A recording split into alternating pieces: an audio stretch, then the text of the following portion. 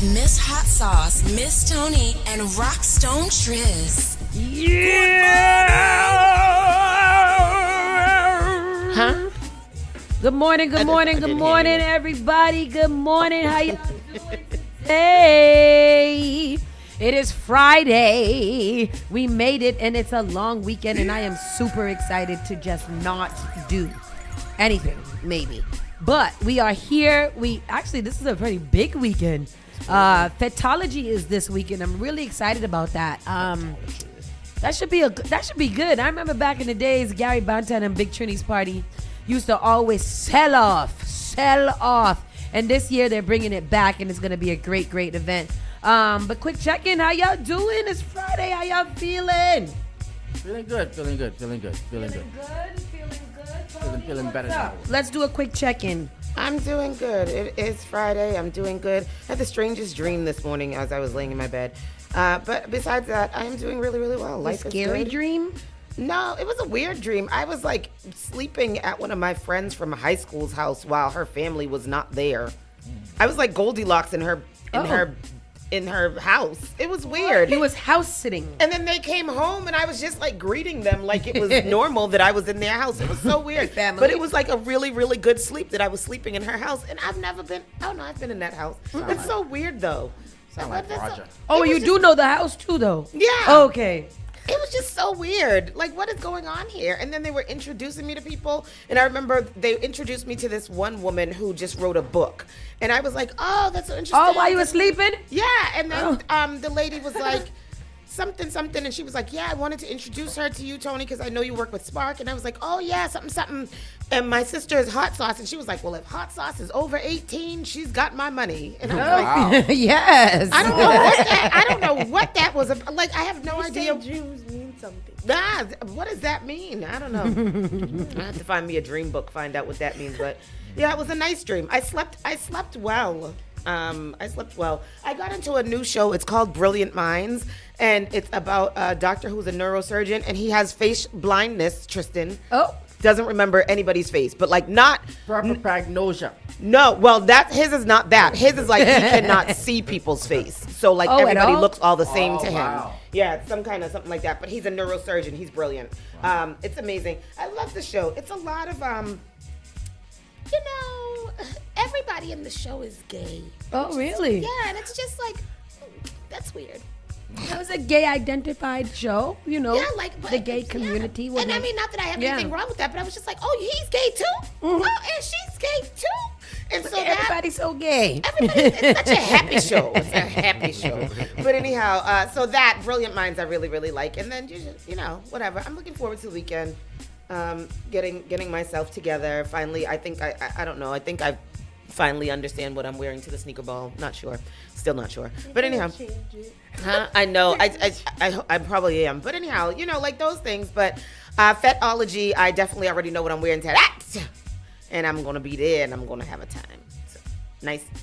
Looking forward to the weekend. Yeah. Nice, man. No, it's nice to be back. Yeah. How you feeling? I'm down. Got the sniffles. And my body still aches, but hey. Yeah. I'm alive, right? Yeah, this flu is not easy at all. And you recovered good from it because I thought I was about to be taken out. I thought the kid was down. I thought the kid was not going to make it. I thought so too. But my day, man, it's Friday. Terrible. You know what I mean? And it is a big man's weekend, the MLK weekend. Yeah. You know what I mean? So yesterday was actually MLK's actual birthday. Yes, indeed. So rest in peace and happy birthday to the king. Yeah. So I'm here. I mean, how you doing, Sauce? I'm good. I did a lot of AI. I've been AI in the hell yes, out of you my have. Life. I got so much stuff in it. Yes, you have. I have all the AI programs now on my phone. I got all the AI apps. There's one app, you got 4 AIs. You could choose between Grok, DeepSeek, Gemini, and DeepSeek, and ChatGPT. All of them. All of them. It's incredible. You pay for that? How you doing, Sal? I'm good. Yes. I'm good. Mm-hmm. Yeah, it's a long weekend. We're gonna have a long weekend, and we're gonna have some fun this weekend. Yeah. Yeah. All right. We'll have some fun. Yeah. I'm sorry, I just got kind of blown away. Yeah. All right, let's get into the show. All right. Yes. Is this the show? Saucy and Friends in the morning with Miss Hot Sauce, Miss Tony, and Rockstone Triz. You're listening to Spark FM. Online.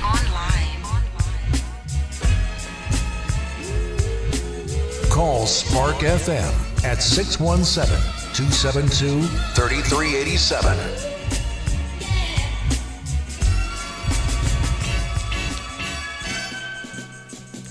All right, everybody. It is Friday. Today is January 16th. It's 9:37 a.m. in the morning. It is cold as hell. It is, I don't know if we should say cold as hell. It is cold like I don't even know what. It is Cold just as ice. nasty outside. Cold as ice. It's currently 23 degrees, but it feels like 5. That means it has increased its temperature by 2 degrees. Like this morning was a full 3 degrees. We're going to reach a high of 31, but I don't think we'll ever feel that. And a low of 19 later on tonight. So it is going to be cold if you do not have to go outside. Don't go outside. That's why we've been encouraging you this whole week to go outside and get some fresh air because, it's freezing. It is freezing. Yes. Yes. Yeah, actually, yesterday was kind of warm. Yesterday was Yesterday beautiful. was 52 warm. It's like degrees. 52 degrees. Yeah. Mm-hmm. Yeah, so it is, like that, it's winter. We are 17 degrees higher than what we usually are, the average, I guess. So that's, it's New England. I guess it comes with the territory. I don't like it. I don't like that drop. Me either. That is too intense, and I don't love that. But That's how people get sick. Yep. That's how people get sick. Yeah. So it's gonna be a cold one today. Isis, what you got going on? Finished my first week of school. Good job. Yeah, it was so much. It was stressful. Because you came back to a full schedule and some discombobulated things in between, but you made it. Yeah. And do you guys also get Monday off? So it's another. Yeah, we do. That's crazy. Just got back to school and you're back off again. Yeah. Crazy. But now I have school Monday through Thursday. Oh. I start at 8 a.m. Hey. on Monday and Tuesday, and then 12:30 to 3:30 on Wednesday, Thursday. Oh, That's not But crazy. I have work study now, so Oh. that's a lot of work. And you also have like 60 jobs on campus, don't you? She's like a Jamaican. And she She have seven that? jobs. Yeah. Then she's dance instructor. She's entrepreneur. Trying. She's a lovely girl. All the things. All All the of the things. things. I'm taking a theater class for some reason. It's a requirement. Why, I don't know. The theater. You need to learn how to be a thespian. And have I to feel be like cultured. I've been taking philosophy for like since freshman year, but they say I need it again. Oh. You must Why? I don't philosophize. know. You a smart girl, Isis. So Yeah. we know that you good with all the things. Yeah, I do like one of my classes. I have What's your favorite? theories of crime. Oh, that should be Yeah. fine. Like first 48. Yeah. Oh. And I have some friends in that class. The other classes, I don't have friends. So You ain't need no friends in school. You didn't go to school to be socialized. Go to school to learn the lessons, Isis. Learn the lessons. Speaking of learning lessons, don't forget Brunch and Burners is this month on January 31st. We will be getting educated and we will be learning how to get certified for our LTC, license to carry, so that you can go purchase a tool for your protection of your family, life, and business. It is woman focused, but men can attend. And that is on January 31st. Brunch and Burners, brunch and mocktails are included because y'all got to be focused when you learn it. Bingo and Mingle is back in 2 weeks on January 28th, right here at Spark FM. The first go round was super amazing, super fun. Very much love that. Yeah. That was nice, right? That was nice. So many It's a people chill. that saw the fun that we were having and were like, we are definitely gonna be there next It's time. gonna be a good time. We have pushed it back because we understand y'all was just getting off of work at 6 o'clock. So we're pushing it back to 6:30. First game starts sharply at 7 o'clock. Y'all was Food reading and some kind of fast. refreshments are Chris available. reading them numbers a little too fast. No, he was reading them too slow. Slow down. No, you're supposed to go fast like that. Imagine, we only had 3 cards each. When my grandmother used to go and play, my grandmother used to have at least 10 cards in front of her. 10 cards? Yeah, 10 That's cards. them people who do bingo is serious about it. They're like that with their dot. They don't. I damn near forgot how to play it. Now, you the only one, though. You the only one, because the rest of us is having a time. Well, I didn't win a damn. I won 2 games. I thought at first I was cheating because I won the game first at the gate, and I was like, "Damn, it's skewed to me." But no, it was just good luck that I had. You know, that's what I had. It's a good time. If you can make it out, come out, have a good time with us. It's a Wednesday. It breaks up your week, and it's just chill. It's no pressure. It's not you gotta get funny. you don't gotta get a hip hop outfit to go and all of that stuff. Come in your after work. Come in your work clothes if you want to. Your blazer and your slacks. blazer and your slacks. Your UPS uniform. You know that little man be all in all the parties with his UPS uniform? Mm-hmm. Come in your UPS uniform. You know, whatever you want to do. Just come on out and have a good time with us. Just chill. And with that said, let's get right into the Around the Way news. Around the way news, here we go. A person is killed and several hurt in a crash on I-93 South in Dorchester. Several people were hurt in a crash on I-93 South in Dorchester Thursday, with one person in serious condition, according to the Massachusetts State Police. That person has now passed. State Police shut down 2 lanes of the expressway, which caused major delays during the evening commute. The cause of the crash is under investigation, and no other details are immediately available. That's why there's so much traffic. Yesterday evening. Yesterday evening was a lot of traffic because from the time I dropped you guys home, we went and picked up something down by North Station. Yeah. And by the time we got back, that whole loop was like 2.5 hours. It was crazy. It was very crazy. Anytime you go over there, you know. Man convicted in the 2022 Caribbean Carnival killing sentenced to nearly 20 years in prison. Is this the one that stabbed the little boy by stashes? There was a few of them that got arrested, man. There's like 3 of them altogether. But this at 2022, that's a long time. The Rosendale man was convicted of several charges, including manslaughter, after he fatally shot a Brighton man in 2022. So Rosendale man was sentenced Thursday to nearly 2 decades in prison after he fatally shot a Brighton man during the 2022 Caribbean Carnival in Boston. Tony Vance, 41, was sentenced in Suffolk Superior Court to 15 to 18 years in state prison for manslaughter, and concurrent sentence of 4 We to have got 5 to the years point where literally anybody. Sorry. for possession of a loaded firearm without a license to carry, and 2 years of probation after he was convicted, Wednesday, court records show. Vance was arrested and initially charged with murder in October of 2023.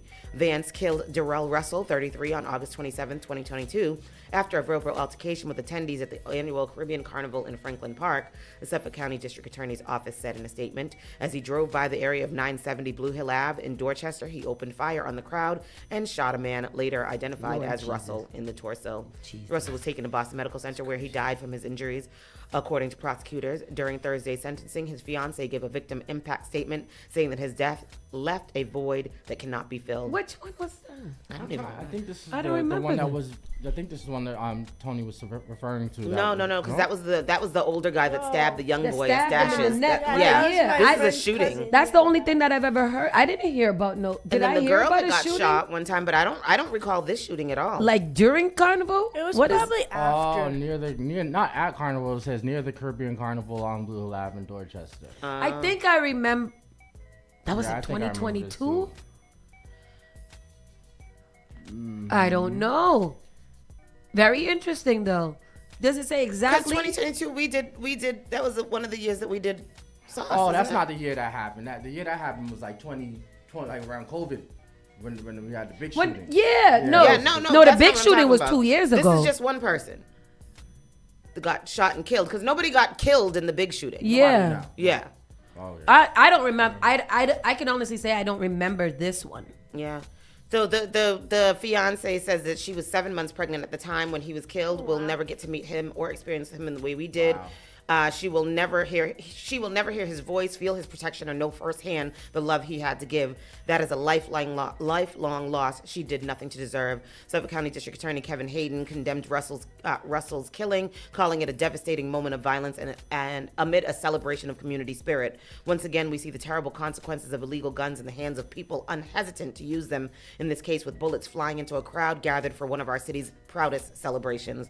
The words of Daryl Russell's fiancée speak poignantly to the unending loss and sorrow caused by such reckless actions. Vance's attorney, Robert Sheketoff, did not immediately return a request for comment on Thursday. I really don't recall that. Me either. 2 women ordered out of the Liberty Hotel restroom sue for the hotel for discrimination and defamation. I thought we already knew this. Why is this a new story? Because because the last time, what was the last update? That we just read like 2 weeks ago. Why is that still in news? So a couple ordered out of the Liberty Hotel women's room by a male guard who once alleged one of them was a man. Today sued the hotel for both the way the incident happened and for what they say that was the hotel making up stuff to try to cover for both the guard and itself. In their suit filed in Suffolk Superior Court, Ainsley Baker and Elizabeth Victor, who say they are both biologically female, both identify as women, and are in a romantic relationship, are seeking more than $10 million for emotional distress for both the way they were treated the night of May 3rd, 2025. $10 million? And the way they say the hotel tried to drag them through the mud as word of what happened into the local press by concocting some BS story about the incident. According to their complaint, the 2 were at Kentucky Derby party. And they gonna get it. Yeah. When Baker headed to the woman's room around 6 p.m. and Victor decided to accompany her. Which I both They say, I'm not going to read all of whatever happened because we all know that story. They say they demand an explanation from Pichardo, who responded by kicking them out of the hotel. After they calmed down from their shock, they said they contacted a friend still inside who lodged a complaint with the hotel manager, who they say promised to contact the couple and never did. Days later, Victor posted a Google review describing the incident, which the complaint says unleashed a flood of complaints to the hotel and inquiries from reporters. At first, the hotel responded by concocting a story that the 2 were kicked out, not because of the one of them looked, but because both of them went into the stall at the same time, a violation of hotel policies against restroom hanky-panky. Who told them that they were hanky-pankying, though? Like, what if one of them got her broad stuck and the other one needed to just help her? Like, why you guys assume that these 2 women was in there doing it? Yeah. In the bathroom. Were they staying at the hotel? No, they were there for the party. Oh, I mean... So they said the hotel issued a statement to that effect, and that one of the 2 had made physical contact with a member of the security team. No, they didn't. And that the hotel's top priority is the safety of its guests and workers. Ain't nobody touched the security. Yeah. In fact, Baker and Victor aver no witness had seen Miss Victor or Miss Baker in the stall together because they never were in a stall together. Wow. Why y'all lying? And the hotel continued, had no such policy against people in the stall. The intent of the statement was to humiliate, intimidate, and to defame Miss Baker and Miss Victor in retaliation for their complaint. And it didn't work. Public outcry continued, and the Massachusetts Commission Against Discrimination began investigating. In November, the hotel reached a settlement with the commission in which it agreed to stop such practices, provide anti-discrimination training to its staff, and make a donation to an LGBT nonprofit. And on and on and on. This is a fairly long story. And it's fairly long just to say that these 2 nice white women is going to get $10 million for being mistaken for a man. And this is the reason why Donald Trump is the president. Yeah, the complaint formally charges the hotel, several of its managers and employees, including the guard, with discrimination in a place of public accommodation, retaliation against the women for complaining about their treatment, conspiracy, and defamation. Wow. They're gonna get it. Wow. They're going to get it. Yeah. $10 million. $10 million. We're going to have to go in the bathroom, girl. I'm going to dress up like I usually do. And then you're going to go in the bathroom with me. And then we going to get discriminated. And then we going to get $10 million as well. But I think you got to do more than that because, you see...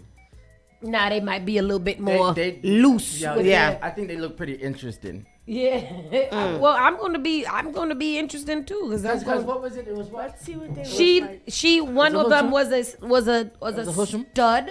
One of them is has masculine energy, and the other one has feminine energy. I would say male presenting. Is that Male wrong presenting, to say? yep, Oh, yep, yes, male that's right. presenting. Male That's how you presenting, and Yep, the other yep. one is not. So, and we looked at her, and you could tell, but at a quick glance. At a quick glance, However, that is not. It's not okay to discriminate based on that. We don't never know what nobody is. especially, and that's what's going on right now in America, mean to press is that people are assuming that because they not white or they don't look like what they should or how white should look, that they getting deported, arrested, and disappeared. And we don't like that. Dilapidated Boston auto parts stores to be replaced with affordable apartments. I'm tired of hearing about affordable apartments. I am say it again. I can't am afford very extremely tired about hearing about affordable apartments because people are still complaining that they can't afford their affordable apartment. Yeah. So I'm not sure what you Those guys are affordable doing. apartments aren't affordable. They offered one of our cousins an apartment the other day for $2,500. Yeah, Where are you coming? Where's she supposed to? How's she supposed to pay that? That's crazy. because it looks new. Because it looks new. It's bit modern. Leave me in my little historical building. Massachusetts Senate rejects Boston Mayor Michelle Wu's tax shift proposal. What was the tax shift was? Tax. Well, she didn't really give us a proposal, but she told everybody to write in. So wait, I did have it yesterday. Let me check her Instagram page. I know that She did a video? was it a video? No, it was a paper, a written. What is it called? A statement. Okay. So Boston Mayor Michelle Wu attempt to dial back a property tax hike for homeowners by shifting more tax burden to commercial properties finally got its day in the state Senate. You have This is when was this? When was this video? Damn. This was August. Oh no, that's not that one. Where did she write that? And do you want me to go on? Yes. But the proposal was rejected Thursday in a 33-5 vote over a brief debate. After a brief debate. Her proposal was rejected? Her proposal was rejected by the state Senate. Senate lawmakers instead approved a measure to allow all cities and towns in the state to offer tax credits to homeowners in years when property taxes increased by more than 10%.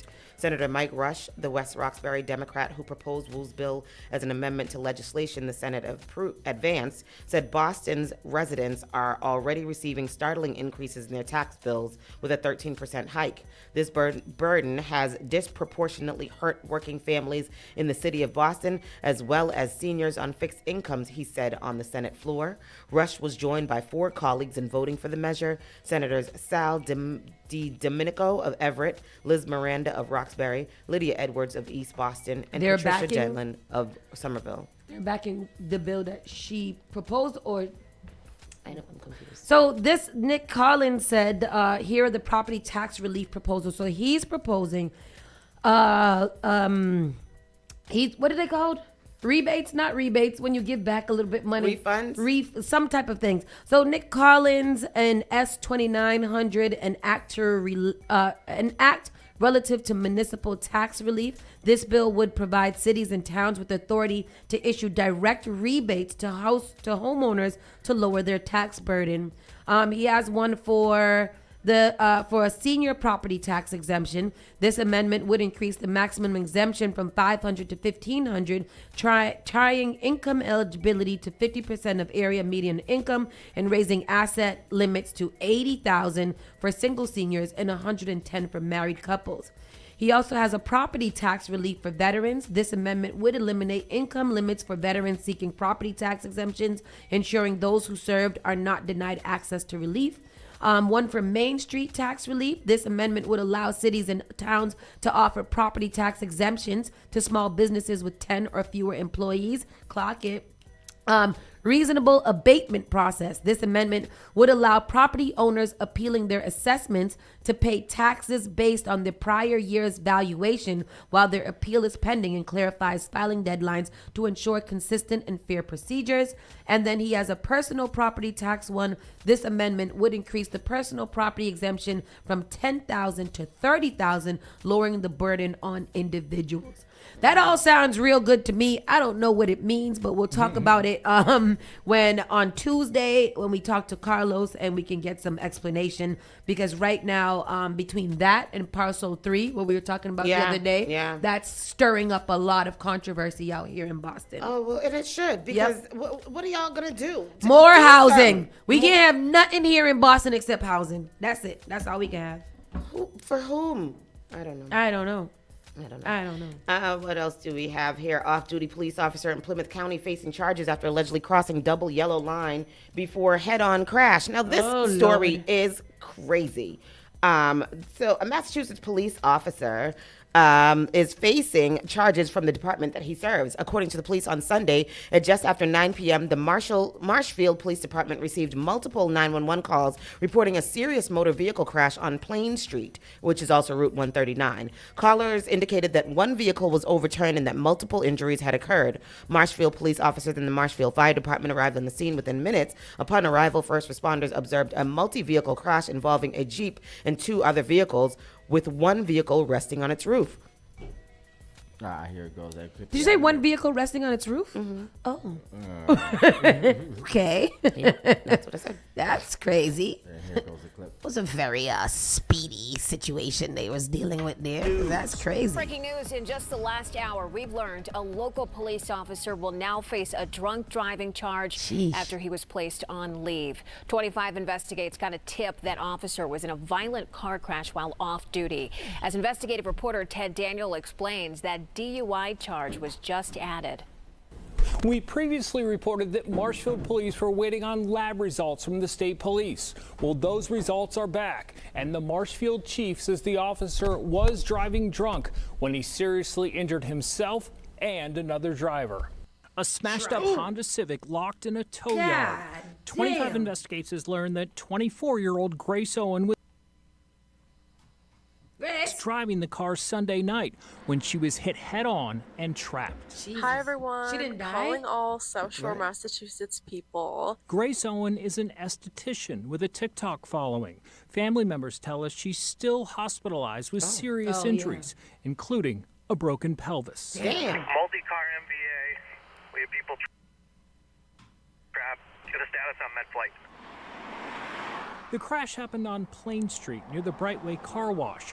Marshfield police say an off-duty officer driving too fast crossed double yellow lines to pass a tow truck. Wow. Press it again. I don't know why. And another vehicle. 25 Investigates has learned the officer is Patrolman Richard Perry. He joined the Marshfield force in 2021. Police Chief Philip Tavares declined to speak with us on camera. In a written statement, he writes, "The fact that the operator was a police officer will not alter the scope, direction, or integrity of this investigation in any way." Chief Tavares says he's seeking 4 charges against Perry, including reckless driving and causing serious injury while drunk driving. Chief Tavares says an independent third party will conduct an internal review of all of this, but no other details have been shared about that review. Officer Perry was also taken to the hospital with non-life-threatening injuries. For 25 Investigates, I'm Ted Daniel. They said he crossed the median twice and hit her car head on, but he also hit another car crossing across the solid double lines, trying to get in front of these cars. Where he was going, why he was doing it was drunk. It was just drunk as hell, and can't see, because why you driving fast? How you driving fast and still trying to overturn people while you drunk? Don't you want to go slow? You think he thought he was in the police car? Yes. That's crazy. He was on a call. That's a mess. Mayor Wu and announced Mayor's Youth Council cohort. So that is a great thing to be a part of if you are a Ute. So stands for Youth Engagement and Advancement. They recently welcomed the 31st cohort of the Mayor's Youth Council. The 20 high school students in the new council cohort were inaugurated with a swearing-in ceremony hosted by the mayor. For over 30 years, the Mayor's Youth Council has fostered a direct connection with our young community leaders, sharing ideas to make Boston a home for everyone. I am so proud to collaborate with this cohort of change makers on the issues affecting Boston's young people. The youth of the 2025-26 Council represent 9 schools and 12 neighborhoods. They were selected from a pool of 226 applicants for their leadership, civic engagement, and commitment to their communities. The 22 weeks of council year programming will be split into multiple phases. The council members will first plan and host 4 town halls this winter to identify the top priorities of their peers. Then they will develop and implement solutions to address them. Very nice. Good for them. Good for them. The youth is involved. Identities of Massachusetts couple in their 30s released after apparent murder-suicide. This took place in Lawrence. It was a 30 and a 35-year-old that were the victims, or do you say victims of the murder-suicide? Is that how you say it? Victims of murder-suicide? That were the subjects. Oh, this was a young girl. She's so pretty. I know, she's so pretty. So it's so funny because they say this thing says identities of the couple is released. But then when you read the article, it says we're not releasing the names because it says right here, the identities of the 2 individuals will not be released pending next of kin notification. And then the very next paragraph says, but it's 30-year-old Iridiana Ramirez and Edgar Joel Torres have been identified. 14 people wrote that one article. And everybody, you got your paragraph, and go. So it said that they were involved in a toxic relationship. Really, really sad part. The girl was on the phone with her mother and her 11-year-old daughter at the time that she was shot. Wow. Yeah. So she did the shoot? No, he did it. Oh, murder, suicide. Oh, she's the victim. She's the victim, and he is the assailant. Assailant. Yeah. So that happened in Lawrence. Really, really Oh, that is awful. 11-year-old child. Did she know that he was gonna do that? They said that they had a toxic relationship, so I'm sure there was signs. Yeah. There had to be signs. Jeez Louise. Awful news. What else do we have here? Whiskey industry takes a hit as 5 popular brands file for bankruptcy. Why y'all all couldn't get together? Collaboration on top of competition. Competition, whatever. They should. Yep, you're right. Go ahead. The U.S. whiskey industry, long regarded as a recession-proof category, is suddenly in turmoil. Over the past year, a growing number of distillers have filed for bankruptcy or closed operations, highlighting mounting challenges for both legal legacy craft makers and newer ready-to-drink brands. From Boston Harbor Distillery to Portland's House Spirits, the industry is navigating a financial landscape in which even the most established players are struggling to survive. Among the most recent companies to join the list are whiskey distiller Rogue Ales and Spirits, parent company of Oregon Brewing, which filed in November, and Wilder Whiskey, which filed in late December. Both companies filed for Chapter 7 bankruptcy, which, unlike Chapter 11 bankruptcy, is not a reorganization process, but a liquidation process. Among them are, in 2025 alone, at least 5 whiskey brands filed for bankruptcy. Wow. Among them are Boston Harbor Distillery, Westward Whiskey Parent House Spirits Distillery, McCallum & Sons, really, Whiskey Company, Devil's River Distillery, and the Alton Distillery Parent SVG 26 LLC. I wonder if that's why they're Uncle Nearest's whiskey, right? Mm-hmm. I wonder why that's why they're so after her and that business, because all these other white whiskey brands are filing for bankruptcy. Not the white whiskeys. Because that's very interesting. They're going after this lady. They What do you tried mean to going put after her? Like, she's been in litigation for a while and she couldn't even speak about it because they put her business pretty much in a conservatorship, saying that she didn't invest the money the way that the way that her investors wanted her to invest the money. They pretty much tried to steal the whole company from her and, you know, put a gag order on her that she wouldn't be able to say anything about it. She just got all of that released, including the gag order. So she's been really telling, like, the people what's been going on in the industry of, you know, like this really fast growing whiskey brand that is defying the odds of everything, and how they was just kind of like kept on coming for her house in Martha's Vineyard, all kinds of stuff. Like, they went at her pretty heavy. That's crazy. The MBTA is planning for thousands of passengers attending the FIFA World Cup in 2026. They said that FIFA, like the amount of tickets that people have requested and it's going to be crazy. Really? Because I heard that a lot of people are turning in their tickets for the World Cup. Oh, really? Yeah. Time selling them. They said that a lot of people who had like season tickets and whatever, they're turning them in and they're refusing to come to America because of what's going on over here. Oh, so those are international. But okay. I guess So like here. the Americans. Yeah. Okay. Yeah. So this summer, several stadiums across the country will host the 2026 FIFA World Cup, including Gillette Stadium in Foxborough. The MBTA is anticipating the transport of 20,000 riders per match in and out by commuter rail. This will mean an increase in passengers who are visitors and everyday commuters. So 20,000 riders they're anticipating. And then this last story, 100-year-old pizzeria celebrates a century of serving Boston. This is Pizzeria Regina. I'm glad that they're still around. Their pizza is good. That's the one from the mall? Yeah, the one in the mall. That pizza is good. Yeah. That's the one in the mall? Yeah. I think in downtown. In downtown, and they have a restaurant in Everett over there. If you ask any Bostonian where to go to grab the best slice of pizza, chances are you'll hear the name Regina Pizzeria. However, I really do love Papa Gino's pizza too. Even though it's a more of a thinner crust, it is very tasty. It's got a little like that. I like Uno. Mm-hmm.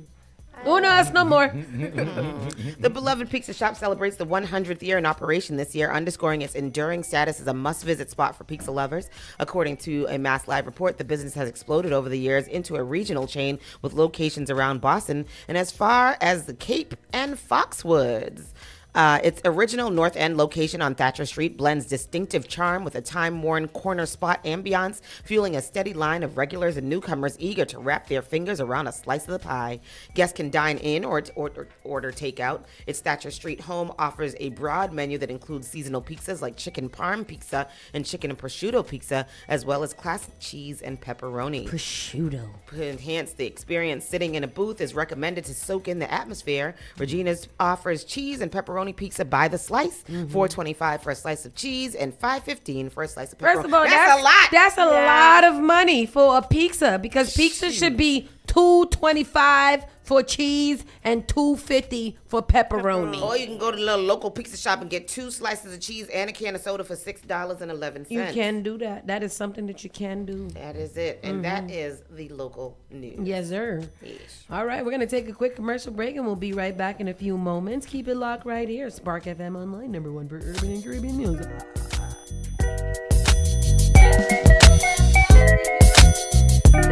You're listening to Saucy and Friends in the morning with Miss Hot Sauce, Miss Tony, and Rockstone Triz.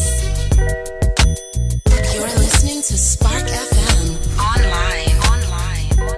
Igniting the airwaves. Spark FM. MLK weekend, we outside and we turning the vibes all the way up. And when I say all the way up, Boston get ready for Sunday, January 18th. We get ready for Fetology, the golden era. We talking real Caribbean vibes from the 90s to the 2000s. The golden era of rhythm, anthem, wine, and pure bashment. It's a birthday celebration for Gary Banton and Big Trini. Oh gosh. And we're taking over Sorrel and Lime, 986 Blue Hill Avenue. It's Fetology, Chapter 1. Music by the big selectors, Clarity House Crew. Clarity House, a veteran from 19 how long? DJ Legend. Me press trigger, me no press people button. Diamond Dale and the Sunging Family. Everybody and take a jump, take a jump, take a jump up now. back-to-back juggling, no long talking, and straight vibes. That's Fetology. Get your early bird tickets right now on Eventbrite.com. MLK weekend, no work, no school, all fets. Sunday, January 18th. Tag your crew and touchdown early. Boston, Lowy Fets. At Rockland Trust Bank, we know that listening matters, not just to your financial goals, but taking the time to really get to know you. Whether you're building a family or a business, investing in a new home or a college tuition, planning your finances for the next 30 days or the next 30 years, our experienced bankers will listen, not just to provide advice and resources, but to foster a relationship that truly matters. Rockland Trust Bank, where each relationship matters. Member FDIC. Prioritize your mental well-being with Kuji Jakalia Wellness Center, a Black woman-owned therapy practice committed to culturally affirming care that understands you. Our licensed therapists specialize in personalized care, offering virtual sessions Monday through Friday by appointment, because your healing should fit your schedule. At Kuji Wellness, we embrace the principle of Kuji Jakalia, meaning self-determination, the power to define, create, and speak for ourselves. Your healing journey is yours to own, and we're here to support you every step of the way. We also offer individual, child, couple, and family therapy, helping families connect, heal, and thrive together. Visit us at kujiwellness.com and book your appointment, because when you heal, the community heals too.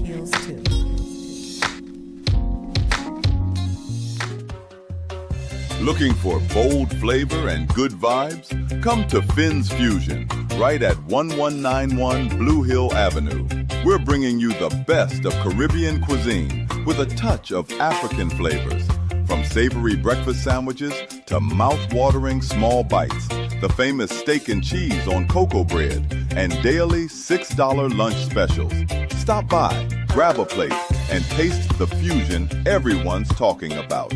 That's Finn's Fusion, 1191 Blue Hill Avenue, where flavor meets culture. Boston. Wake your waistline up to your favorite Saturday morning radio show. It's the Vibes Up 360 morning show with specialist and DJ Junior. Every Saturday, 10 a.m. to 2 p.m. Hashtag Vibes Up 360. Vibe 360 Radio Morning Show. All hits, all day, and it's all yours. You're listening to Spark FM online. Looking for bold flavor and good vibes? Come to Finn's Fusion, right at 1191 Blue Hill. You're tuned into New England's #1 for hip-hop. Yo, what up? My name is R&B. I am LMA.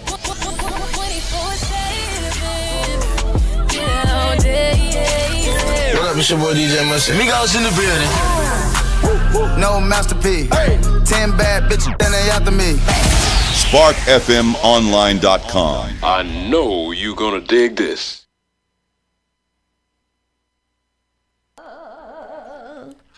We are back. Spark FM Online, #1 for urban and Caribbean music. And it is Friday. It is a long weekend, so I hope you guys have lots of plans and excited to do things. Don't forget, it's all about fetology this week. On Sunday, no work, no school right after the event.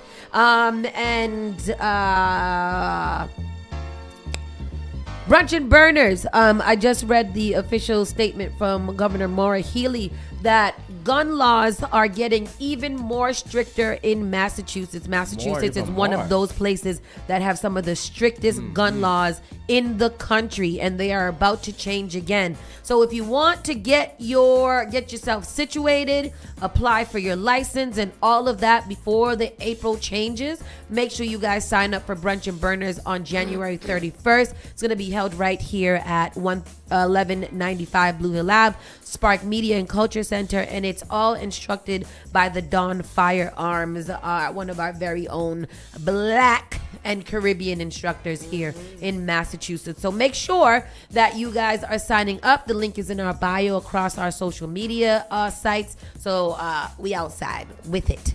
With that said, let's get right into our national news and see what's going on con el presidente and en America. I tried, I really struggle to not put stuff in him. I didn't put that thing that we were hearing about all day yesterday because everybody's heard it all day yesterday. What? About the Venezuelan lady with him. Machado? Yeah, everybody's already heard all of that. And there's nothing that she can do about it. That's all freaking performative just for your own self pleasure, because that's stupid. She sounds stupid. And I don't respect her at all. They should take that back. They should just cancel it and be like, there was no Nobel Peace Prize this year because ain't nobody got it. So the hell. Trump unveils health care affordability plan. Are you guys excited? Oh yeah. Sure. President Donald Trump on Thursday. There's a video there. President Donald Trump on Thursday. I watched this whole thing this morning while I was driving, and I almost just crashed my car right into a building. Proposed. Exactly. I'm not sure. Exactly. What is it? It's still concepts of a plan. It's still concept of a plan. It's ideas of what we could do and a plan of what we can not do. I don't understand.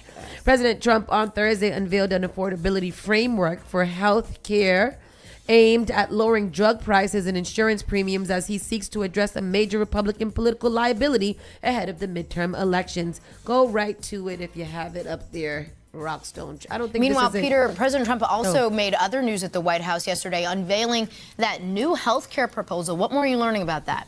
Yeah, that's right, Laura. The president in an Oval Office video announced what he calls his great health care plan. It is short on details, just a single-page document that the White House is touting as a framework for Congress to work from with proposed ways to save money. But it's not a replacement, notably, for the Affordable Care Act that more than 22 million Americans rely on right now. And it comes as Republicans are facing increasing pressure to address rising health care costs in the country after the president and lawmakers let Obamacare subsidies expire. President Trump wants to send billions of dollars in insurance company subsidies directly to Americans' health savings accounts. His plan also focuses on lowering drug prices and requiring insurers to be more transparent about costs. Laura? Peter Alexander, thank you. I feel like he put some scribble dibble on a sheet of paper. Go there. I think I put it in there. Tristan, go to the back to the sheet, and there is maybe at the healthcare affordability plan, that video right there, I believe. I think it's him. You got to hear some of it because he's so sure of himself. And we don't know what he's sure about. You know, like, I think that is the scary part because what are you actually saying? And there's a part that I want you guys to really think about when he says it. And I want you guys, I want your unbiased, honest opinion. To announce my plan to lower healthcare prices for all Americans and truly make healthcare affordable again. We're doing things that nobody's ever been able to do. We're calling it the Great Healthcare Plan. Instead of putting the needs of big corporations and special interests first, our plan finally puts you first and puts more money in your pocket. The government is going to pay the money directly to you. It goes to you, and then you take the money and buy your own health care. Nobody's ever heard of that before, and that's the way it is. The big insurance companies lose, and the people of our country win. This proposal locks in the massive discounts on prescription drugs that my administration is achieving through our most favored nation drug pricing agreement. Now, when you hear about that, for 40 years they've been trying to do it, but they never were able to do it. No other president was able to do it. I got every other country to approve it by the use. What? Such an idiot. So silly. Now, let me ask y'all this. He said that he's going to make healthcare cheaper than any other nation or country in this universe. 400 to 500% cheaper. 400 to 500% cheaper. Two things. What is cheaper than reduced? What is cheaper than reduced? Free. There's free healthcare that actually exists in nations across this country, across this world. There's a lot of places that have free healthcare. Yeah. There's nothing cheaper than free healthcare unless you're giving us money back from paying for healthcare. What are you saying? Why are you saying this? Why are you saying that you're going to lower prices 400, 500, 600%? And then you're going to make the pharmaceutical companies, they're going to make it, they're going to pay it directly to us. So we're getting paid twice? Because 500, 600, 7% means that you are paying us for healthcare. Right. And if the pharmaceutical companies are giving us the money to pay for the affordable healthcare, shouldn't the pharmaceutical, we be getting paid twice? Yeah. Real quick, I just want to read off a couple of countries that have. So there's 70 countries that have free healthcare, by the way. 70. So the UK, Canada, Nordic, which is Sweden, Spain, Italy, Portugal, Greece, Ireland, Germany, France, Japan, South Korea, Switzerland, Netherlands, Australia, Brazil, Cuba, Barbados, Bahamas, just to name a few. Barbados got it? Yep. Free healthcare. Moving right there to Barbados. So, like, and then if you don't have free healthcare, wouldn't it already kind of be a little lowered probably? Because I have never heard of anybody having more healthcare prices than here in America. I've never heard of it. Let me see. Who has the most expensive the most, what is it? The cheapest healthcare. Healthcare. See.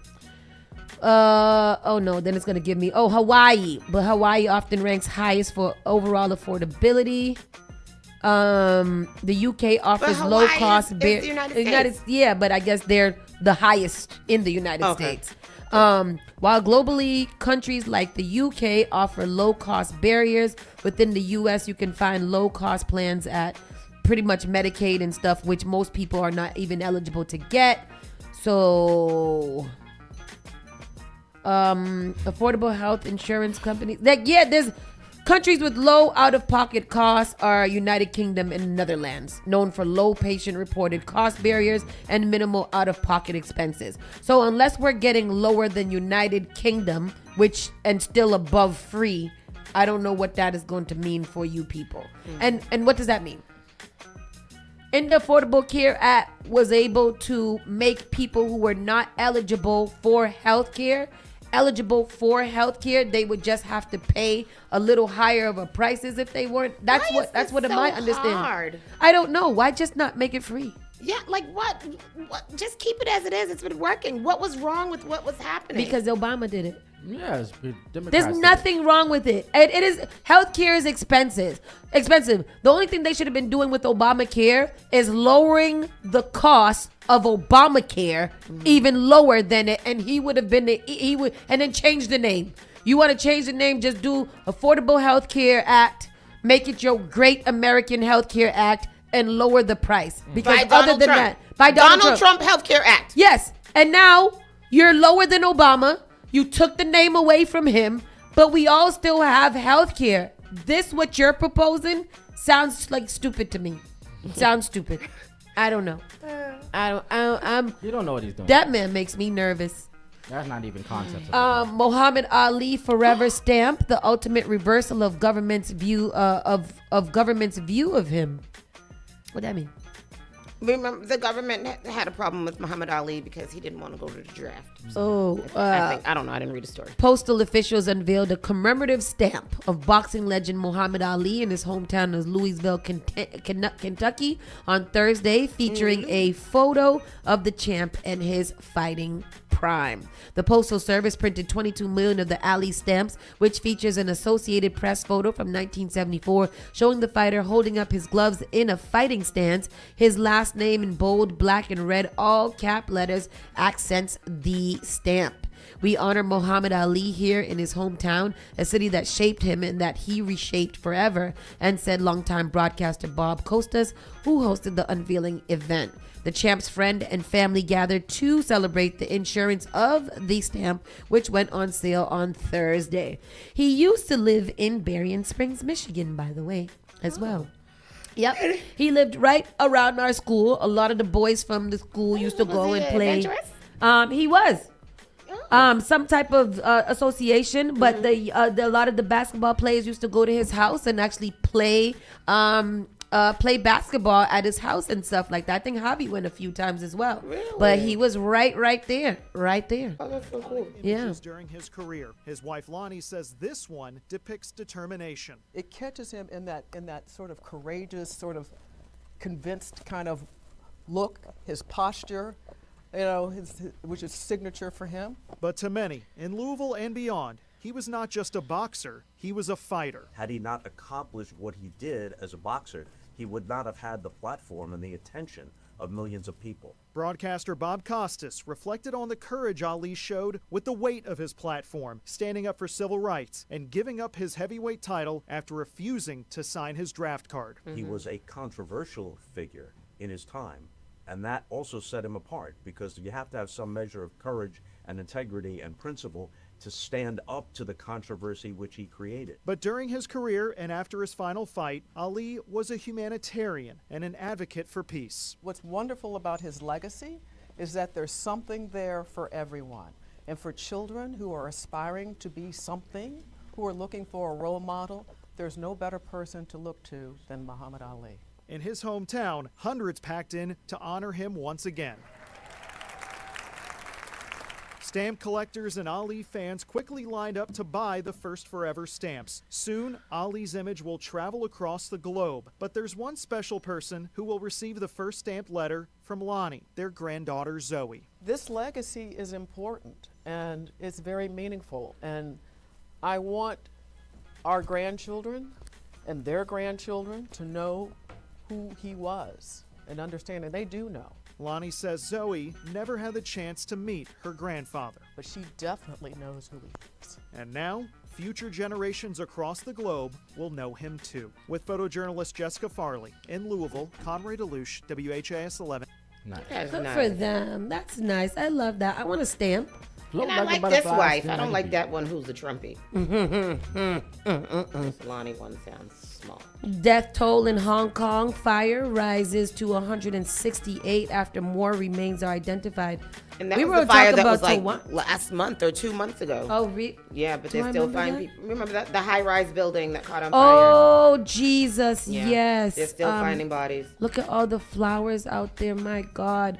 Hong Kong, the death toll for a fire at a residential complex in Hong Kong has risen to 168 from 161, officials told on Thursday, after the remains of more victims were identified 7 weeks after the Chinese territory worst blaze in decades. The November 26th fire at the Wang Fuck. What? The Wang Fuck. Fuck. Court killed 110 women, 58 men ages 6 months to 98 years old. Hong Kong police said in a statement Thursday night 4 people were declared dead after they were taken to the hospital, while the remains of the 164 were recovered at the scene. All sets of remains have been identified and families have been notified, and there are no more missing persons unaccounted for, police said. Few of the victims have been publicly named. They include Ho 37, a firefighter, 10 foreign domestic workers, 9 from Indonesia, and 1 from the Philippines, who are identified by their governments. Wow. That is horrible. Oh my God. Terrible. Man. And then between them and, what is it, Taiwan? Was it Tokyo, Taiwan?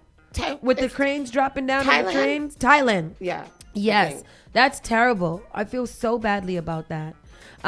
Keeping it moving, Australia removes 4.7 million kids from social media platforms in first month of historic ban. Damn! 4.7 million kids?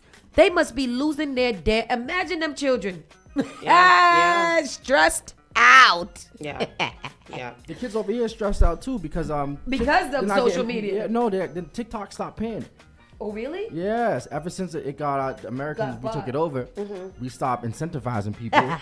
And so many creators are leaving TikTok. Really? What did they damn think that was going to happen? We know for a fact that this U.S. government that is currently in hand do not want y'all making easy money. I have to tell Noah about his YouTuber dreams might have to go in the toilet, because yesterday, Tristan, we were talking about how Mr. Beast is worth how much? $2.7 billion. But he said his bank account is in the negative and he got to borrow money from his sister from McDonald's. Oh? Who said that? Mr. Beast. That's not true. That's what I said. That is not true. Far from true. That man rolling in bread. It's billions. It's not like a couple of million. But it's not his. Yeah, it's not his. Like they said, it's over reinvesting. So everything that he's making, he's putting right back in. So he's not able. But that's a lot of reinvesting of 2.7 billion. Yeah, so it's all caught up in reinvestments. It's like he don't got access to it. He got to do better. Yeah. Go play this video because I want to see how to ban my child from social media. Social media companies have removed access to millions of accounts belonging to children in Australia in the first month since the country's historic ban took effect, requiring platforms such as Instagram, Snapchat, TikTok to identify and deactivate users under the age of 16. Here is the clip. Ban social media for kids under 16. So could we see something like this one day here in the United States? And Todd Pyra joins us now to break it all down for us. Hey, Todd. That is the big question, guys. Good morning to you. This historic ban went into effect this morning in Australia as a way to protect their kids there from the harms of social media. This is world leading. This is Australia showing enough is enough. Make no mistake, this reform will change lives for Australian kids and allowing them to just have their childhood. For Australian parents, enabling them to have greater peace of mind. So here's what the ban does. It impacts almost a dozen of the most popular platforms in the world, like Facebook, Snapchat, TikTok, X, and more, requiring age verification for access to the sites. But if the platforms don't comply, they can face up to $33 million in fines. Damn. This is Australia calling time on social media and the deceptive and harmful design features tethering our children to their platforms. We have young Australians who have literally taken their lives as a result of access. This is so what like I want CK to be like, hey, you good? She's RFK. What? Like, you guys got to pick a better spokesperson who got a little bit more oomph, a little liveliness. God, we're talking about kids here. You couldn't find a kid? Sheesh. The Juice-holic 781 says this is 7.5 minutes late, but not giving us free health care. It's a bipartisan effort. The pharmaceutical companies and the insurance companies pay a lot of money to both sides. You're very right. You're very right. And that's why we got to get serious about this Democratic Party situation, too. Either y'all treat them the same way you treat in MAGA and give them every bit of attitude and calling and obsession that you're getting over the Republicans, and do the same thing with the Democrats, the Dominicans, the Democrats. Same thing. The Democrats suck. They suck. I don't care what anybody says. They suck. Is there a chance for the Democrats to unsuck? The Democrats would have to grow a pair. They would really have to grow a pair and a spine, because they are spineless and soft. The only one that got any spine and any pushback is Jasmine Crockett. And she's getting a lot of shit. They're taking her to task too, because they're like, she keeps on voting. She keeps on voting to increase aid and stuff to Israel. So they're like, you can't be for the people and still up here voting to give our money to Israel. Now, there's some nuances and there is some details to that. She's addressed it over and over again. But it's really damaging to hear that when you're trying to fight for somebody and they keep on doing these little democratic-like things. Yeah. Leave Israel alone. Israel is fine. They can handle their own business. They are richer than us. We need to have a divorce from Israel. We need to separate. We need to let them do their thing. We need to do their thing. If we want to, we need to mind our goddamn business. Why can't we mind our business? That's it. Like, why we gotta be in everything all the time? Let's just make our little treaties with people that we know that also like to mind their business with a hardcore military. Y'all stay over there. We stay over there. We got a little agreement that we friends, and if anything happens, one of us will come through. It don't have to be too complicated. It's at this point. We are tired. I am tired. Make America great. Can somebody we need to start a Make America Great Again movement. We do. And make it like yellow or like purple. Make it black. Yeah, Make it black. Make it black. Make it black. That's what we do. Because we have to with a little fist. The LGBTQ. Little fist that says Make America Good Again. And we need to take back Make America Good Again. Yes. Or just Make America Good. Make we America don't need to decent. Yes. Mad. Yes. Make America decent. That's it. Mad. Period. Yeah. Shit. Tired. MLK moves from Kennedy Center after 23 years. MLK concert. MLK concert. Oh, good. There's been so many things that's been canceled. That's been at the at the Kennedy. Center. Donald Trump. Yeah, the Donald Trump. And the John F. Kennedy Memorial Center. Yeah. That's so. I don't know where all of the vandalizers are. Can't we go and just kind of scrape that off? Throw some paint on it or something like that? Where is all those people? Like the tapped people. Instead of slitting throats on the bus, go slit the lines of Donald Trump's name or something like that. Come on. fun.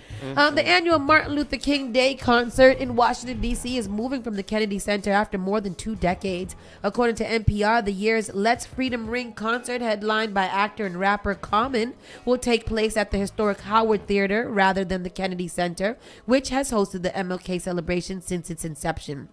Georgetown University, which produces the event, said the relocation is primarily to save money. The concert has featured music legends such as Aretha Franklin and all these people, accompanied by a choir composed of singers from D.C. area churches and Georgetown. Mark Bartholomew Joseph, former Kennedy Center Artistic Director for Social Impact, said moving the concert makes sense given the current leadership at the... Okay, here we go. Given the current leadership at the Kennedy Center, Joseph, who helped shape the program in past years, left the Kennedy Center in March 2025 after the Social Impact Division was dissolved and he was laid off. It wouldn't make sense to hold it at the Kennedy Center this year, Joseph said, referencing the Trump administration's anti-equity stance. Music producer Nolan Williams Jr., who has overseen the concert since 2003, echoed Bamuthi's sentiment, saying the move allows the event to remain true to its mission. That's right. This year's performance will feature a new piece by William titled Just Like Selma, inspired by King's famous quote, "The arc of the moral universe is long, but it bends towards justice." The piece incorporates action words like protest, resist, endure, agitate, and fight hate to highlight responsibility and activism. The arc doesn't just happen to move. We have to be agents of change. We have to be active arc movers, arc benders, Williams said of the piece. The Kennedy Center has become a target of the Trump administration, which has criticized past programming as woke and issued executive orders to curb diversity-focused programming. In December 2025, the center was renamed the Donald J. Trump and the John F. Kennedy Memorial Center for the Performing Arts, prompting several performers and organizations to leave. Who was the first person that said because it was cost? But let's hear. Yeah, there was somebody that said it was cost, and that kind of made me upset. That It's made like, that, I don't want you to say that. I That want you to rumbled say my what it is. blood. It ain't cost. We got the money. God damn it. I don't know. She just walked away. I don't know where she's going. So the other people that have pulled out have been Issa Rae, Kirstie Lee, Wayne Tucker, Brentano Quartet, Magpie. I don't know who these other people are. Magpie. Asian as F, a comedy show. A whole bunch of people. A whole bunch of people have pulled out. Yeah. Yeah, because nobody wants to be there with that name on it. That name has defaced the whole place, literally and figuratively. I think and it's that they just should terrible. boycott it. Yeah. They should just strike and nobody should visit it at all until the name is removed. Yeah. Talking about Congress approved it. Donald Trump's Congress? Of course they did. I remember somebody said that to me and I almost jumped through the computer and ate their face off. Oh, wow. With some Congress fava approved beans and it. a nice Chianti. Piss me Trump threatens insurrection act as Blanche accuses Governor Walz of terrorism. That's all right.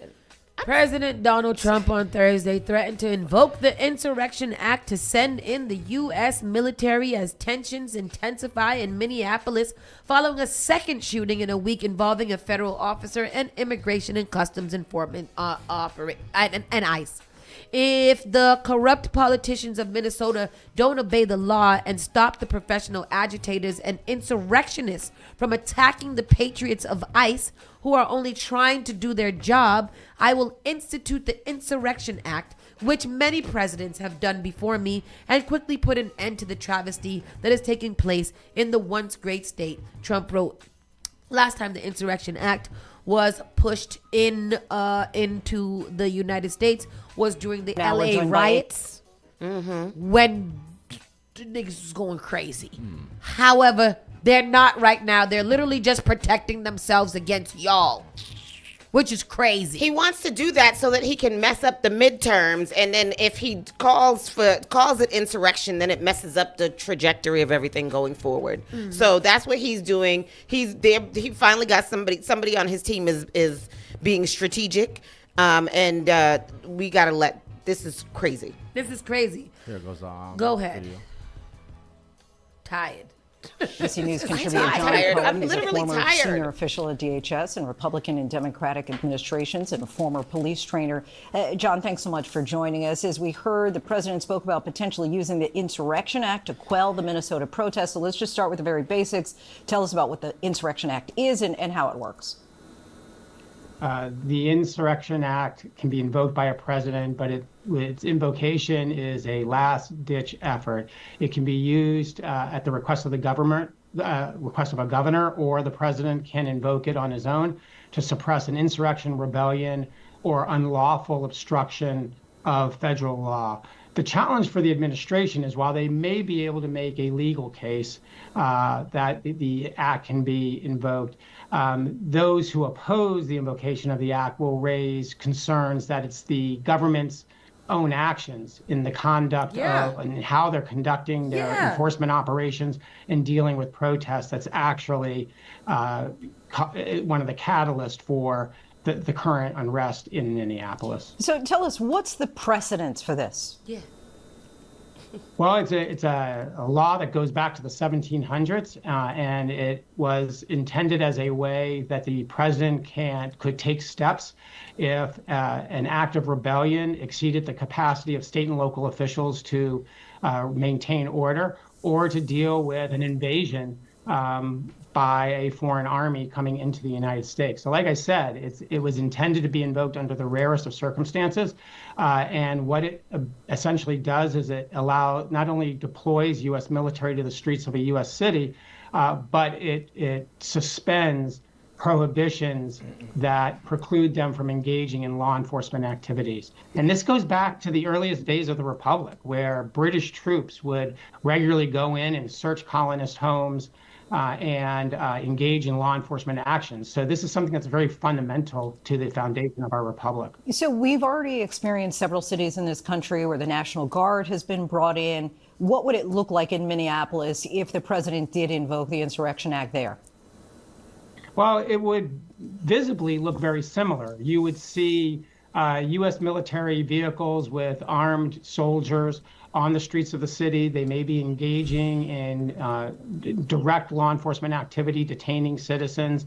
But you're asking the right question, because while the president may have legal authorities to invoke the Insurrection Act, the question is, what's the purpose? In the current environment, as a law enforcement professional, I doubt that sending armed military who have very little experience in handling crowd control activities and whose primary job is to locate the enemy, engage the enemy, and kill the enemy, whether that's the skill sets you need on the streets to deal with demonstrations and protests that are becoming increasingly destructive and violent. What should be happening is state and local law enforcement and the feds should be working together to deal with the immigration enforcement activities and the increased protests. So we're looking at images in the split screen here of the smoke and of officers versus protesters in the streets. What kind of impact do you think bringing troops would have on this current situation? I think it would probably make the situation worse. Part of my concern and the concern of law enforcement professionals is that you watch these videos depicting ICE and Border Patrol personnel, in groups running up to cars, screaming and yelling and swearing and dragging people out of cars. As you watch videos such as the one earlier where they are walking up to people randomly and asking where they were born and for their identification. When you see Border Patrol or ICE officers yelling, screaming, swearing, pushing, kicking, or pushing down individuals who are in public areas, photographing them, when you see, people in motor vehicles who may be blocking traffic, which, by the way, isn't a federal offense, being pulled out of their cars and handcuffed and thrown into a van, those raise questions. Call me slow.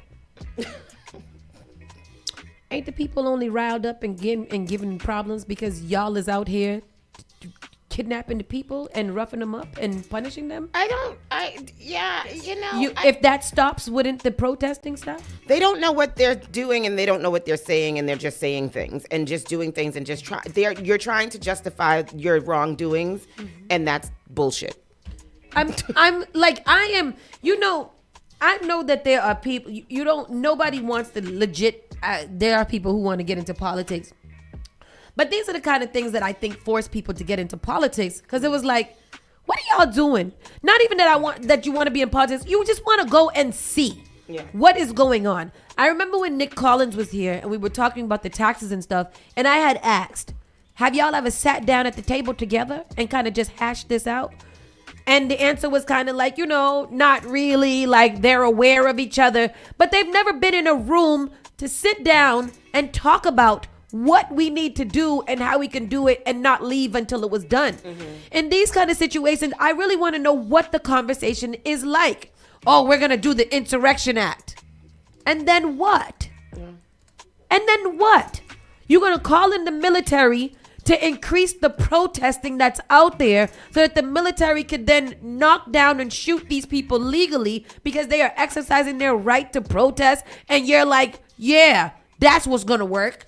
But you're invoking the Insurrection Act on these protesters, but the actual insurrectionists you pardoned. You pardoned every single one of them, and most of them are still out there insurrectioning. To the point where some of them even rejected your pardon. Yes, because we knew that we were doing an insurrection. Not only that, many of them that he pardoned have committed crimes, violent crimes. Violent crimes against children, women, other people, murder, rape, assault, burglary, everything. The same thing with this Somali thing. Y'all are just stressed out. The Somalians stole $2.8 billion or $150 million. But I'm going to pardon everybody else that stole more money than all the Somalians, even though this happened 2 years ago. I'm going to pardon everybody before and after the Somalians did this, but we're just going to focus on those bad Somalians because they're black. The president of Honduras brought all the drugs in there, but have y'all seen the list of the 75 countries? Yeah, that he put on travel ban. That's all of them. All of them right there. The whole Caracol. All the black and brown folks. Trump's Department of War rebrand could cost $125 million to replace all the stationery and signs, the CBO says. And why for? We can't afford SNAP benefits. We can't afford health care. We can't afford housing. We have nothing here in America. And to change the name of a department that's been the Department of Defense for how long to the Department of War is going to cost the people $125 million American tax-paying dollars. And why? Does that sound good? The Department of War? Yeah. Why? Because we be at war all the time? That's what I'm saying. Like all we do is war all the time, that it has to be the Department of War? Doesn't defense sound softer? Like, we are not the aggressors. We are just defending our nation if need be. Like, what are we doing, guys? They just want to scare everybody. It's the scare tactic. The scare tactics. We want to sound big and tough. Listen, America doesn't have an ego problem. We want to be hot. Oh, we want to be hot. We're the hottest nation. But like, when did America start having this ego problem that we needed our ego massaged all the time? We've got to be the biggest and the goldest and the hugest and all of this.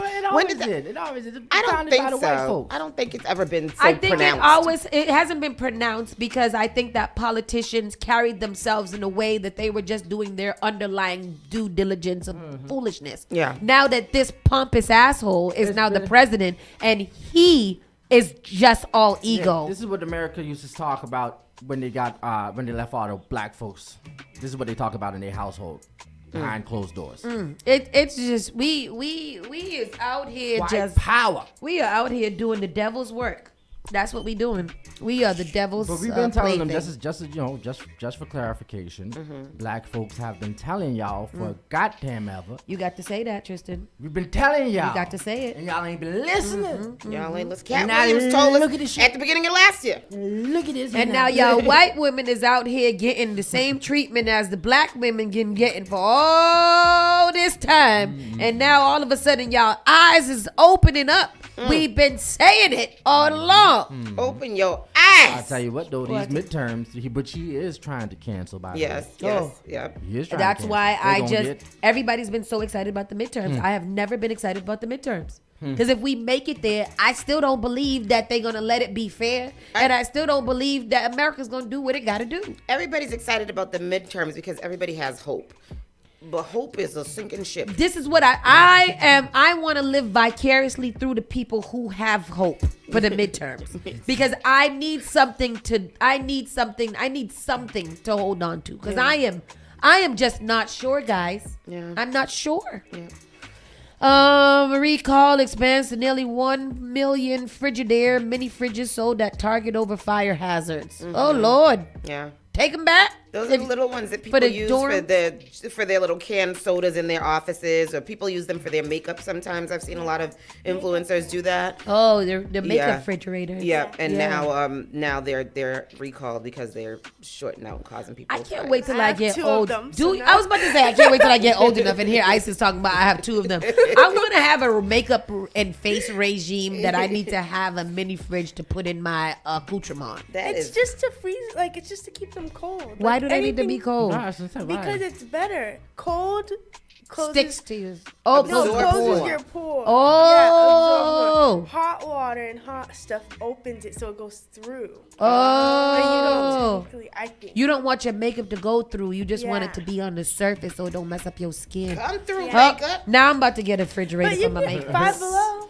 Oh, Five Below. Yeah. Because I got mad makeups now and I need to put them somewhere.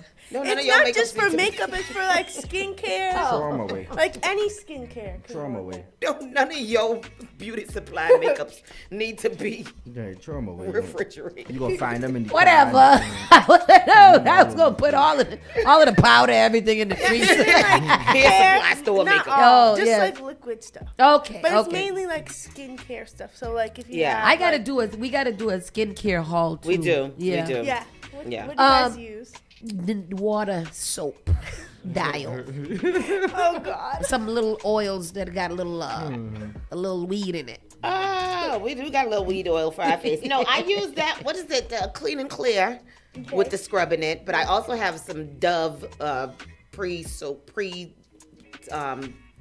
their sheets. Those the facial sheets. So I use that. I use Pond's as my lotion.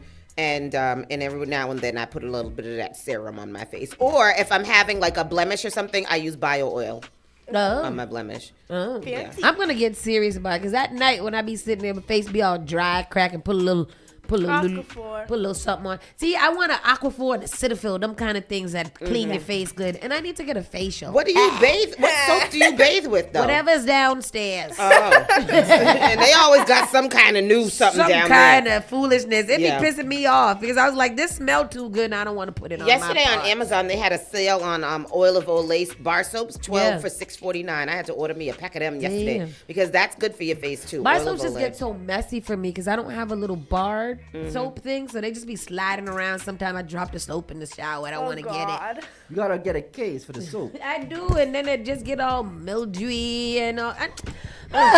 Verizon is issuing $20 credits to all you customers that was all upset because your phone ain't work for one 24-hour day. They was like, you get $1 per hour it was out. 24 hours it was out, and they giving the people $20 in credits that they will tax. Because you know Verizon bills be expensive anyway. So they probably excited about that little $20, but that's not enough. That's a tax. We only got 6 minutes left. You want to go right into entertainment? Yeah, let's go to it. Hey, entertainment. And we got a lot of entertainment. Go ahead. We do. Jay-Z wins a $120 judgment in a paternity. $120,000 judgment in a paternity dispute tied to his alleged son. So I hope this is an end to an era. Do the alleged son have that to give to him? No.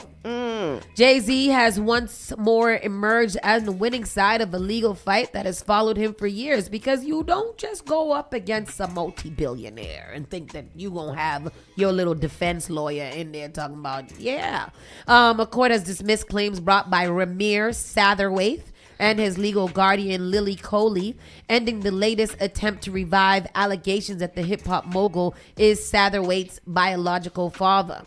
The case, which has been circulated through multiple jurisdictions, has drawn attention not only for its claims but also for its persistence. This ruling continues a clear pattern of judicial outcomes favoring Jay-Z. Satterwhite has repeatedly sought court intervention to compel DNA testing, framing his pursuit as a search for closure rather than money. In a 2024 settlement, he said, "I truly wish to bring this issue to a close. My priority is not financial gain. I am simply seeking the truth." Despite the sentiment, he abruptly withdrew his lawsuit in July, offering little explanation for the move. Even so, he made clear his resolve remained unchanged, adding, "Although I have retracted my legal actions, the fight is far from over." The dispute widened when Lily Coley, who has served as the young man's caretaker and godmother, filed her own lawsuit against Jay-Z. How old is he? He's like 37. She accused him of avoiding DNA testing and paternal responsibility while using his influence to shield himself from accountability. Coley also alleged misconduct by the New Jersey Attorney General, claiming misrepresentations harmed her federal case and contributed to severe financial strain. The court found no legal basis to advance those claims. That's Jay-Z's son. Look at him. That's Jay-Z's son.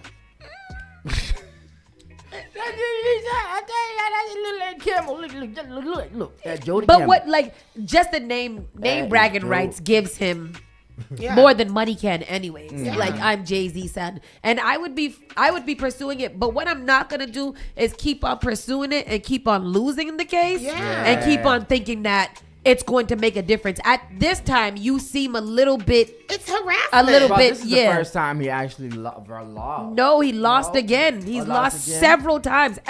This is not the... Well, he just want him to take the damn... the DNA test. Yeah. This has gone along for maybe the last, 10, 15 years that he's been trying this, and every single time he loses. So why the Jigga Man can't take the... I wouldn't take no test for no grown-ass man either. Jay-Z's son. Look at him. That is his... At this point, it don't matter. You ain't getting no child support.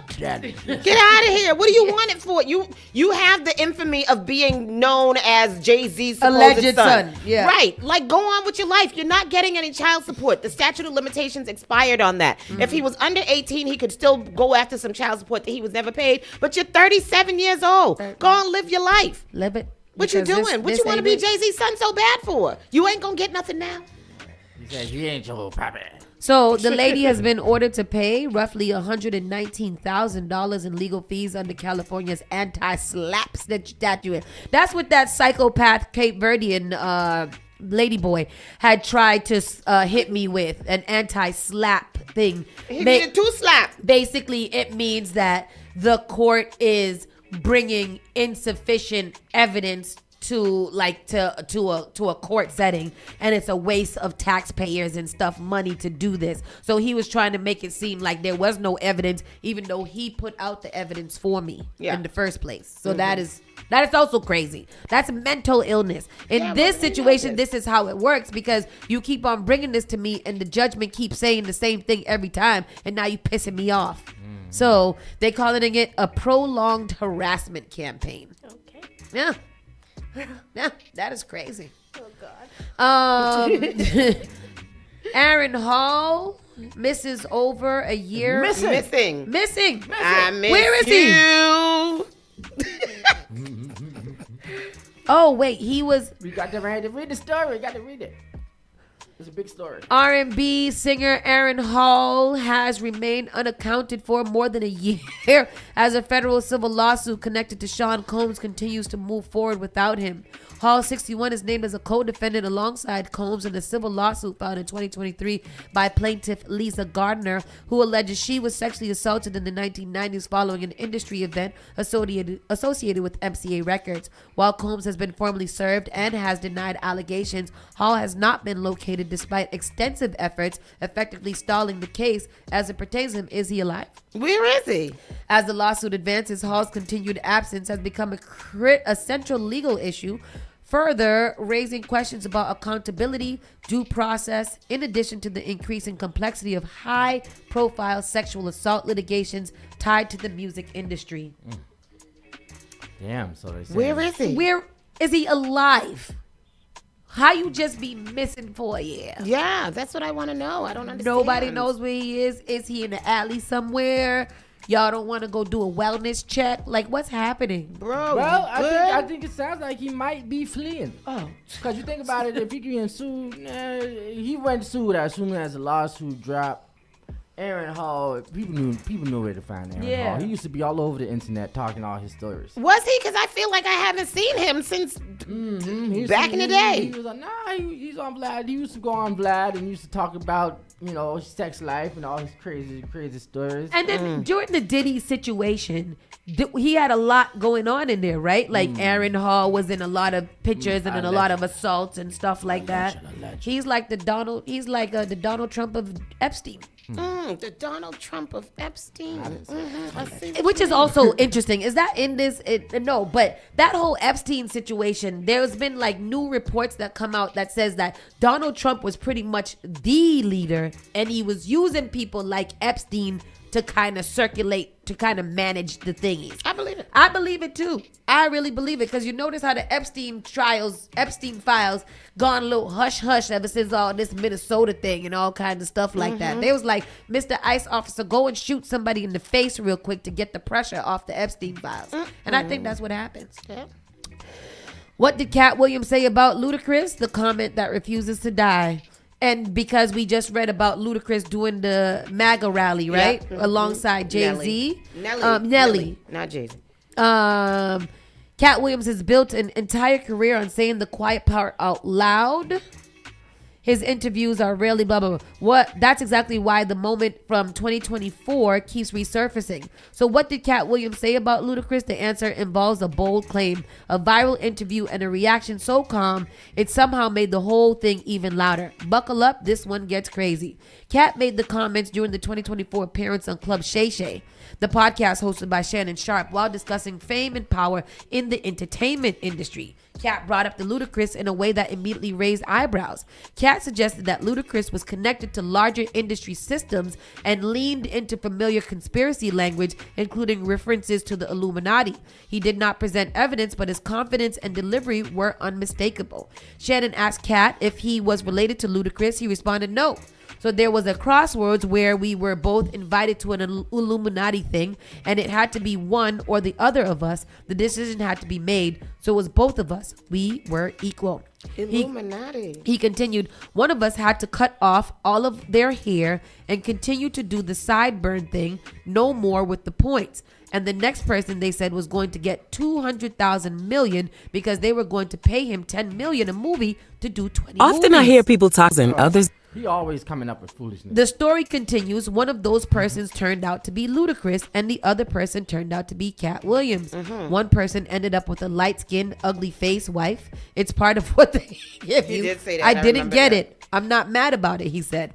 Within hours, people reacted and sharing the conversation all over the social media. There's a little clip is right there, Tristan, if you want to get into it. What's Ludacris' wife's name? Eudoxie? Eudoxie. Okay. Yeah. He said that all of them gonna have the same, everybody in Hollywood gonna have the same light-skinned wife. Yep. Yeah. He did say that. He did. And now, Ludacris addressed the comments again at the Breakfast Club. He laughed it out and didn't appear to be offended. He said it was so laughable when he said that. I couldn't believe that he was saying, you know what I mean. What was the premise of this story that we have here? What did Cat Williams say? Yeah, what did he say? But why did it come up again about what he said? Like, what did why didn't they put in here what this is coming up for again? Did it? Because it didn't say the rally thing. So maybe that's why. Maybe that's why, Yeah. right? Yeah. So it's very interesting because when we read that yesterday, I think everybody was shocked that Ludacris would be a part of anything called Make Your America Great rally or concert or whatever. And that's very interesting now. Yeah, that's coming up again. One job of somebody that sold their soul in Hollywood is to act like it didn't happen. They all do the same job. Why do you think Gary Owen can't cross over and he already white and been in comedy for 25 years? If what I say ain't the case. It's a cabal. It's a consortium. They rock with who they rock with, don't with who they don't. But I'm not scared of being the competition any more than you were when you lined up across from a superior team. Yeah, on paper, they're a better team. Right. They have all the assets and resources and we don't. But let us get on the line, boy, and see if that factors in. I guarantee you it won't. Wow. Shannon Because don't say Shannon nothing but ooh, ah, wow,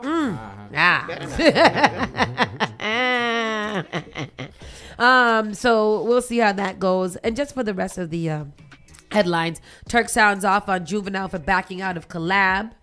French Montana presses Fat Joe over money owed for All the Way Up. That song is old. It seems like a lot of people are pressing Fat Joe for unpaid. Fat Joe, the new Diddy. Rich Paul the other day. Jada Kiss and Fat Joe had Rich Paul, which is one of the Adele's producers. boyfriend. Oh yeah, there's also Adele's boyfriend. I forgot that who that, but he's a producer too. And he did some work on Fat Joe's album, and he sat there and said, "Don't forget, Joe, me and you got something." Joe said, "What?" Said, "You know, you still owe me for that joint I did." Joe was like, what? He's like, "Remember I produced that song on your album?" Joe completely forgot, don't know nothing. Is Fat Joe okay? Because the other day we were watching him on some podcast, here, and one of his eye looked like it closed. He might have Bell's palsy. He's been like that. Oh, ever since he started losing weight, he's been a little, look like he had a little stroke. droopy? He looked like a little stroke vibe.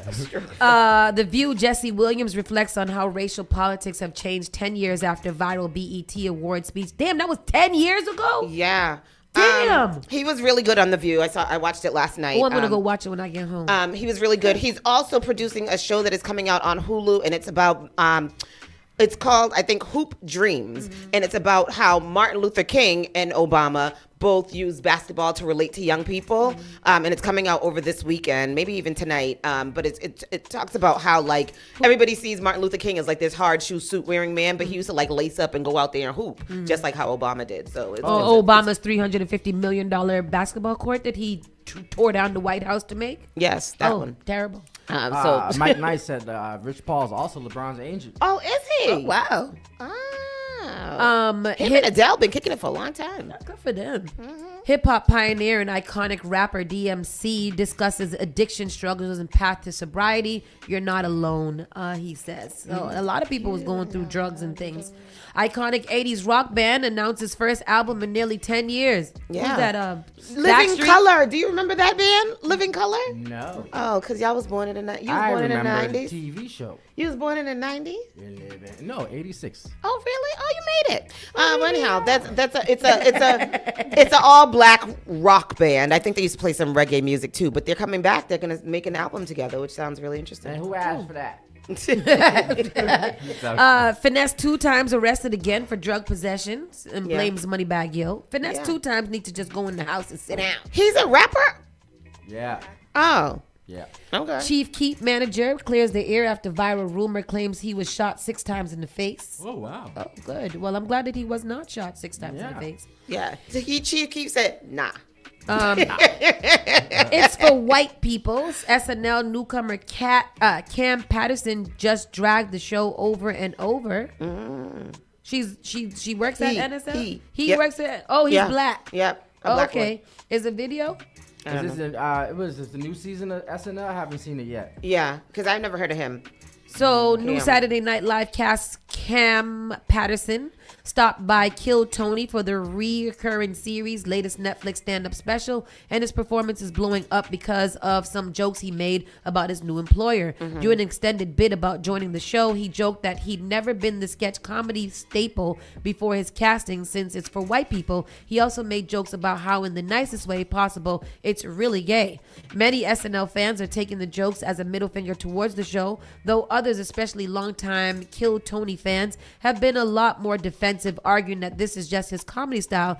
Here's an example of one of the quotes making the rounds on social media. He says, "I think people are more excited for me than I am for myself, though. People keep saying, congratulations, good job, that's dope. I know how huge it is. But understand something, I'm 26, I'm black, I've never seen the show. I have no idea what the F I'm signed up for. I'm kind of just there. The shit's not for me, it's for white people." He's a lie. You 26, you never seen the show, you never heard about it, you don't know what comedy Saturday Night Live is about. How are you a comedian and don't know Saturday Night Live? And then why are you on it? Right. I mean, I get maybe it's jokes, and I would have to see how he was saying it. If it was a part of his stand-up, so maybe that's a part of the bit to act like he don't know what's going on.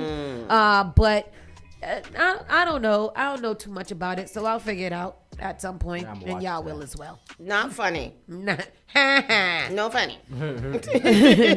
With that said, people, thank you guys for joining us. Did you mention that Lil Durk got out of solitary confinement? Oh, he did? He Good did. for After him. 5 months, they finally let him out of solitary That confinement. sucks. He must be all shaking and stuff like that. I feel like know. solitary confinement is scary. I know. I could do solitary confinement for about 2 days. I might need that, as a matter of fact. However, don't leave me in there for 5 months. Please. And it got to have a fan blowing or some type of It's noise. got to be a luxury White noise. Some kind of luxurious solitary confinement. Like the fat camp in Chinatown. Yeah. The fat jail in China. Yes, that China. one. Yeah. I want to go to that. Me too. Fatology on Sunday. Brunch and Burners at the end of the month. We're bringing back Bingo. bingo on January 28th. Open mic. Yes, open mic next Thursday. Is it? Yes. Oh, wow. Open mic next Thursday. So Spark FM we're listening to you guys. I've been seeing a lot of conversation about things for people to do outside of the club, things that are in our hood and things that are easily accessible for us to do, places where we can gather and network and speak and have regular fun. Yeah. That's what we're aiming to do here at Spark FM Culture and Media Center, trying to open it up to events that are low cost, that are low entry, that you get fulfilled when you leave here. They are strategic and intentional for the people of Boston to be able to have conversation and to network and to learn each other and to be in community. That's what we're doing here at Spark FM. So we hope that you join us for some of these really, really great events. And the more we see the support, the more things that we can do. If we don't see the support, it ain't nothing to not do it. All right? Because I can be home a bit. Do it for me, because I love it. I love it. With that said, people, you guys have a blessed day. Bye. Bye. You're listening to Saucy and Friends in the morning with Miss Hot Sauce, Miss Tony, and Rockstone Triz. Igniting the airwaves. Spark FM. Boston. Wake your waistline up to your favorite Saturday morning radio show. It's the Vibes Up 360 morning show with specialist and DJ Junior. Every Saturday, 10 a.m. to 2 p.m. Hashtag Vibes Up 360. Vibe 360 Radio Morning Show. All hits, all day.